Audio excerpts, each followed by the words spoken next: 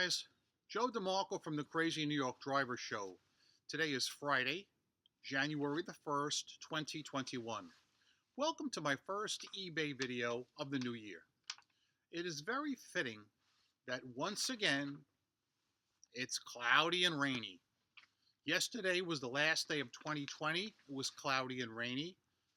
They're saying no end in sight for this weather. And it's really sad and it's really disgusting. But one thing I've proved to you guys, and I don't think there's a single person out there that will disagree with me, but it is cloudy here every day of the week. We may get one sunny day per month, if that. Today we're going to talk about my Uline delivery. We're going to talk about a USPS claim, Fedex problems, and your eBay questions, comments, and concerns from my last video. So that being said, we're going to start out by reading some of your questions and comments from last week's video. Mighty Buffoon wrote in and said, Joe, this is an excellent, informative video. I appreciate your time to provide us heads up on this serious issue. Please do a follow-up video and let us know how eBay resolved this FedEx overbilling problem. Thanks in advance. Mighty Buffoon, unfortunately, I've been so busy the last couple of days, I have not yet called them on it. But I'm going to call them and I'm going to present the information to them, and I will definitely let you guys know what happens. Spiky911 USA wrote, Welcome to FedEx. I believe you are being charged dimensional weight and not actual weight in some instances. They use machines that scan the boxes and determine dimensional weight. Soul Empire said, eBay should be charging the buyers the dim weight. It's more of an eBay issue than a FedEx issue, but I don't know about the one where they show the exact same size measurements and weight and still add on a charge. He's referring to one of my overbillings I showed you last week, where my measurements and my weight were ratified by FedEx, yet they still zonged me for more money. I believe that's considered theft by deception. Don C. wrote, Joe, this exact same thing happened to me, and I have been dealing with eBay trying to resolve it. You would not believe the runaround I'm getting. My overcharges are even more egregious. Daniel Scales wrote, Joe and others, please listen. FedEx and UPS both charge dim weight regardless of package size. USPS does it only if the package is bigger than 1 cubic foot. In Joe's example, the 17 by 17 by 6 inch package dim weight indeed results to 11 pounds in billable weight. The formula for UPS and FedEx dim weight is length times width times height by 166. So 17 by 17 by 6 equals 1734. Then 1734 divided by 166 is 10.45, rounded to the next integer, and you get 11. Bingo. I checked my labels using the same method as Joe, and every single charge looks correct. No jumps in charges and no surprises.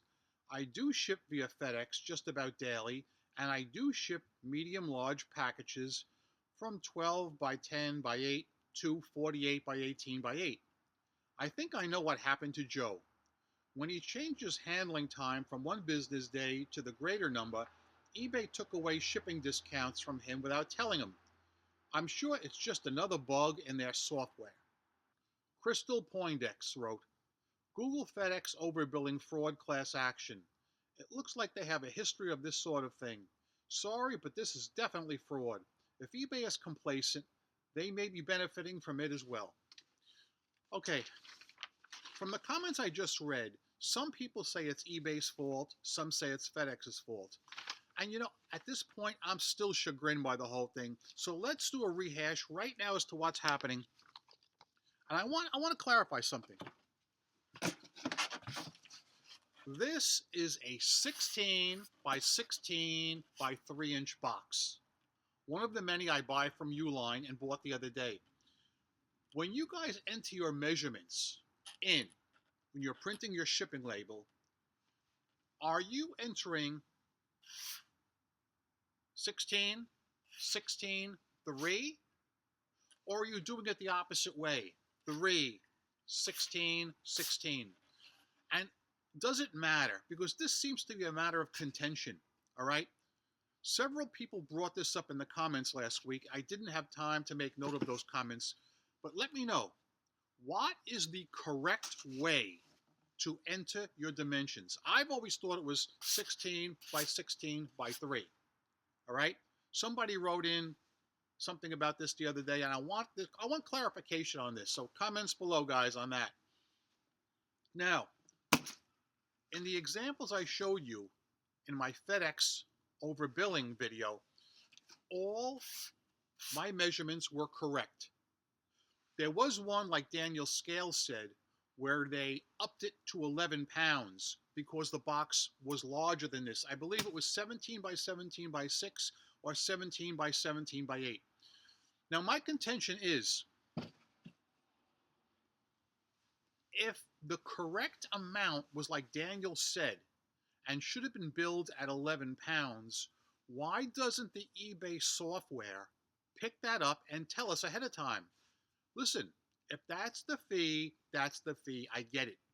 But we should be told going in when we're printing our label an accurate price as to what we're paying. Now, I get it. It might be 50 cents, $1, or $1.50, either way. Hey, that's just doing business. But it shouldn't be double the amount. And in one of my examples I showed you last week, instead of it being 17 by 17 by 8, which was the box I showed, they doubled it to 34 by 34 by 16. How do they get off doubling the dimensions of my box? I believe that is wrong, and that's misuse. So we need to get this straightened out. As I said, I'm going to call eBay. I may wait till Monday because this whole holiday season bums me out, and it bums out a lot of people. And I find clearer heads will prevail once we drop kick 2020 into history, which we already have. But let's let 2021 settle in, and let's proceed from there. All right. Next topic I want to talk about is Uline. I've been ordering from Uline for over 20 years, and I've always found them to be excellent with customer service. Some people say their prices are a little pricey, okay, and you're entitled to your opinion if that's what you think. But for the first time in 20 years, I encountered issues when I ordered with them. So I called them up on, what day was it? I think Wednesday. Yeah, I called them up on Wednesday to place my order, which I expected to get Thursday. And they told me right away that I might not get my order Thursday because they are experiencing record volume backlogs. And I was shocked by that.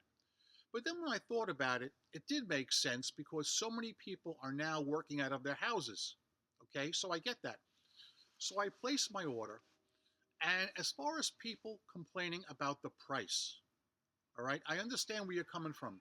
What you have to do, and this only works if you're ordering by the pallet, all right? If you're ordering 10 boxes, forget it.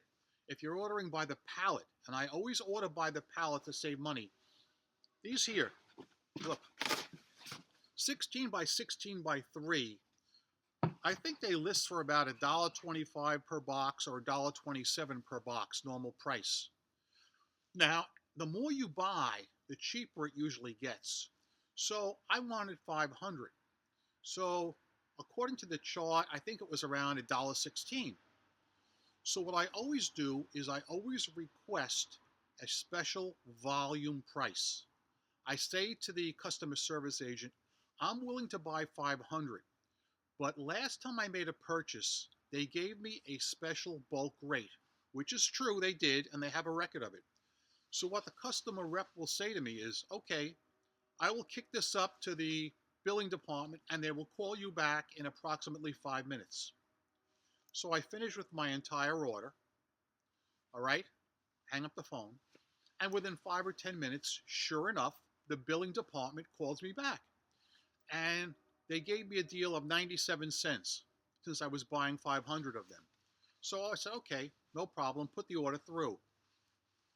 And he once again told me that I might not get the order on Thursday, which has never happened before. But I said, all right, I definitely understand. Things happen.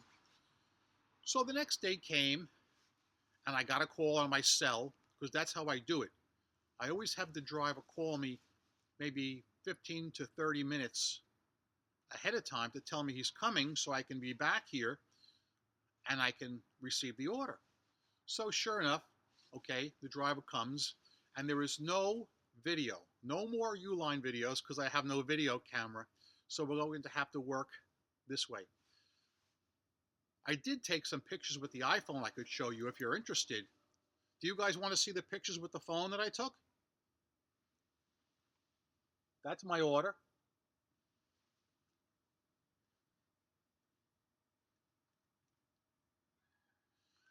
So yeah, I purchased 5 pallets of merchandise and 2 bales of bubble wrap. So, luckily, I'm using my head. I look at the pallets, I see my boxes, but I don't see my cases of tape. So I said to the driver, wait a minute, wait. I ordered cases of tape here. Where are they? And he says, well, this is it. It says here you're supposed to get 4 pallets. I said, no. I said, I want my tape. I ordered 2 cases of tape, and there's something else missing too. I said, where is my manifest? For those of you guys who don't usually get big deliveries, the driver usually has a manifest that he hands you.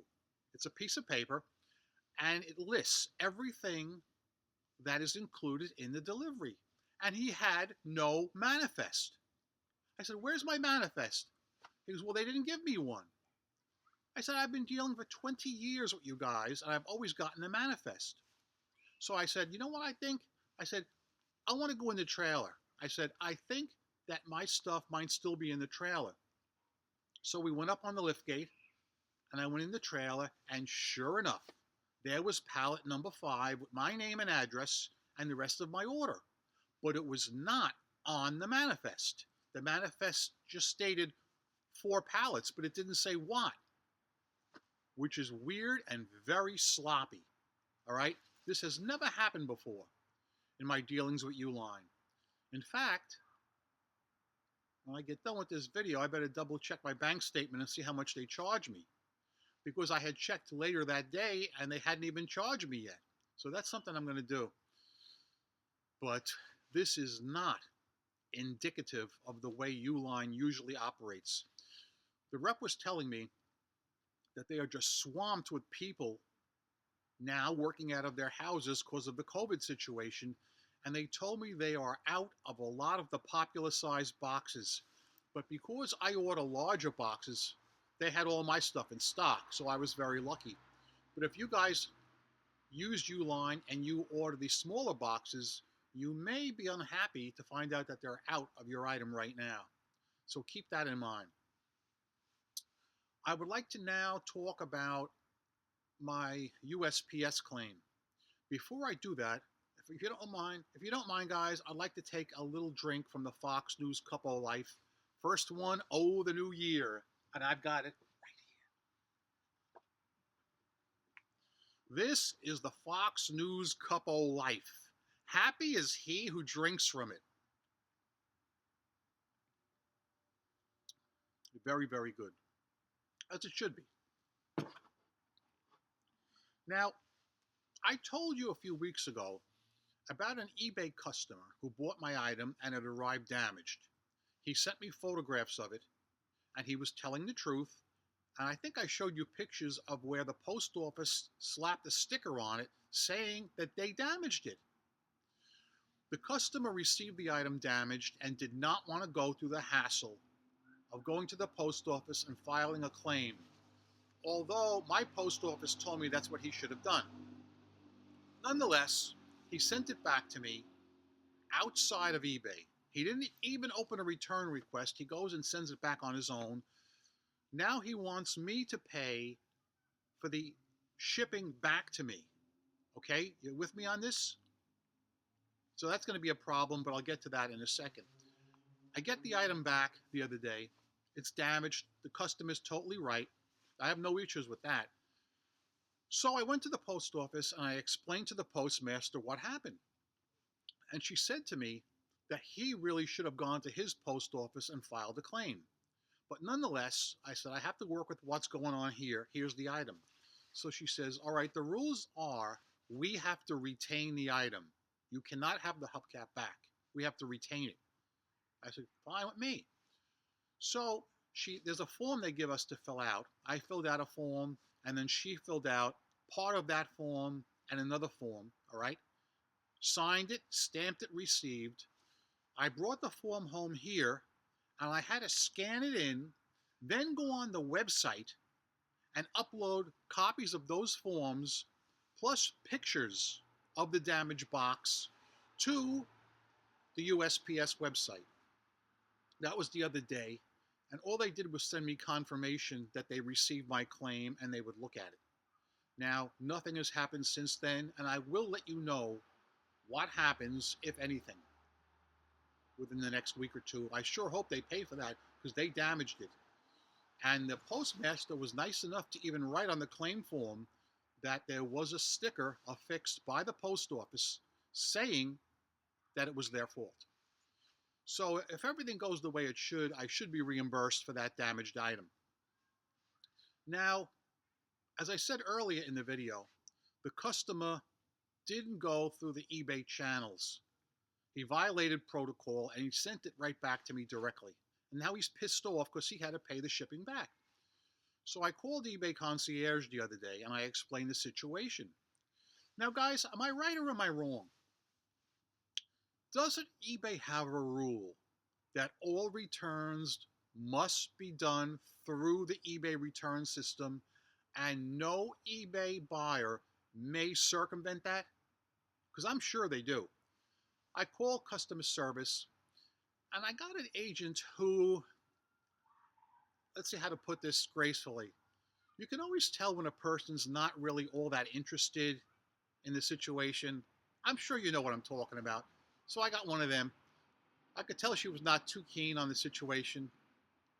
And I said, this buyer violated eBay protocol by sending the item back and circumventing the return process. And she says, no, the buyer didn't circumvent anything. I said, oh, really? Here we go. I said, I've been selling on eBay for 21 years. I think I know what I'm talking about. She says to me, all the buyer did was give up his buyer protections by doing that. I said, well, now what's going to happen? I said, if he would have done it through eBay, he could have printed out a label and charged it to my account. Now that didn't happen, and there's no way I can give him the money back. All I can give him back is his original price plus original shipping. Okay? So she says to me, well, you could still give him the extra shipping back through PayPal on your own. You don't have to do it, she says, but you could do it. I said, well, tell me this. What happens with feedback? Suppose he leaves negative feedback. Can he neg me? She says he certainly can. And the only way we would remove the negative is if he mentions something about the shipping. For instance, I had to pay return shipping. Then they would remove it.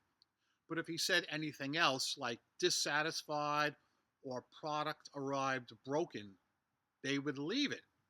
That's what she was telling me. But again, I'm not going to cross that bridge now until we come to it. I just myself don't think that that is the correct information. I think she was wrong on that. So I thought you should know. Now, I've had a lot of returns this week.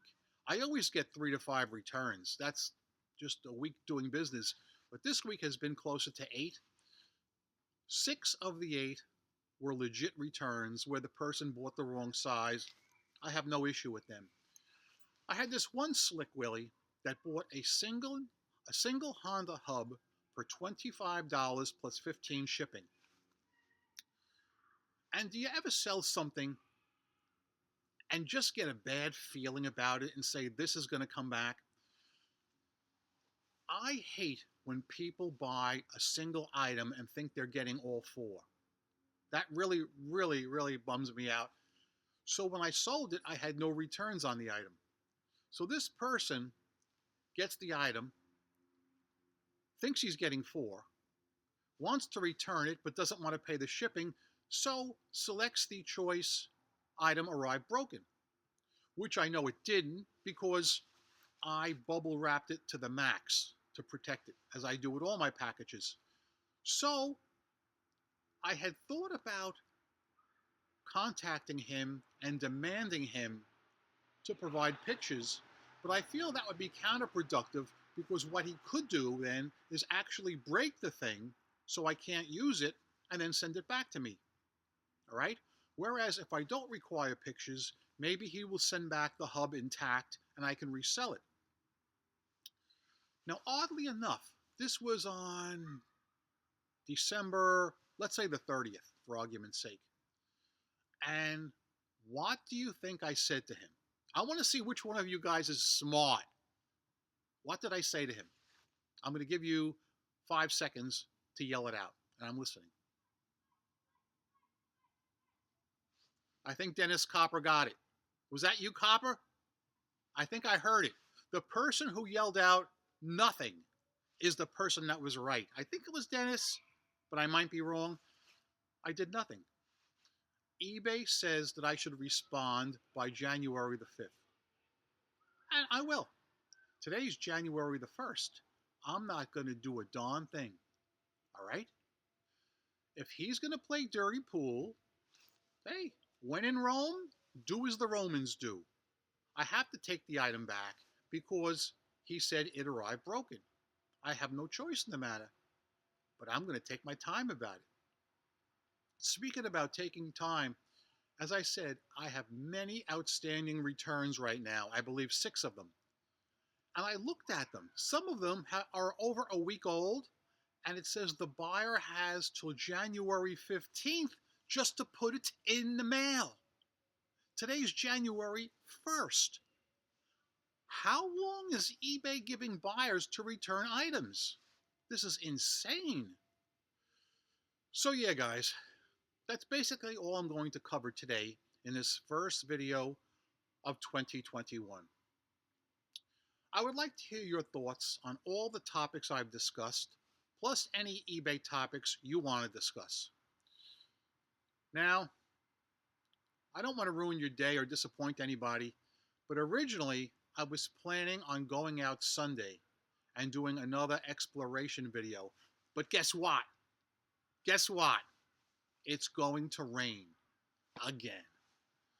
So I don't think I'll be getting out. Unless the rain doesn't start till like later in the day, but I think it's going to rain the entire day. So guys, as you know, I'm Crazy New York Driver and you're not. Thank you for watching this video. Every Friday I come out here and I make these videos to try and help you stay successful on eBay. If you think I'm doing a good job, please leave me a thumbs up. It tells me I'm on point and appreciated. If you don't think I did a good job, tell me in the comments section what you want me to hit up, and I'll be glad to do it next week. Remember, I'm a seller friend, not a seller critic or skeptic of any kind. I've solved a lot of problems. I'm still making money online. I have never worn a mask on any of my videos, and I never will.